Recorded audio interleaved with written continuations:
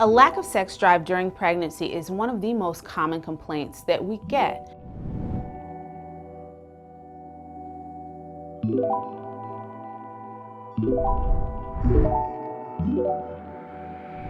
Your hormones are doing a lot of crazy things in there. You've got estrogen levels piling up, you've got your anxiety, maybe about this upcoming baby, maybe about taking time off of work, maybe there's a little depression going on there too, maybe there's just some feelings of anxiety and overwhelm.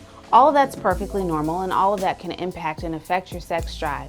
The things that you should do: talk to your doctor about these feelings. If you want to have sex and be more intimate with your partner but just aren't feeling it, talk with your doctor. She may have some tips for you. Once you've talked with your doctor, be sure to talk also with your partner.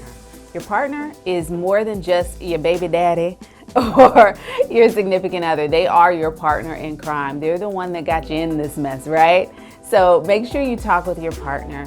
Be open and honest about your feelings. Oftentimes, your lack of sexual desire doesn't have much to do with them as much as it does you and all of the things that you're going through.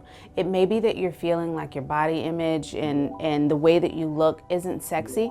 Opening up to your partner can offer you that reassurance that, yeah, you do still got it. There may be a little bit more of you to love, but they love you just the same. So definitely take the time, talk with your partner, be open and honest about what you're feeling, and you may find that you'll get that sexy back sooner than you think.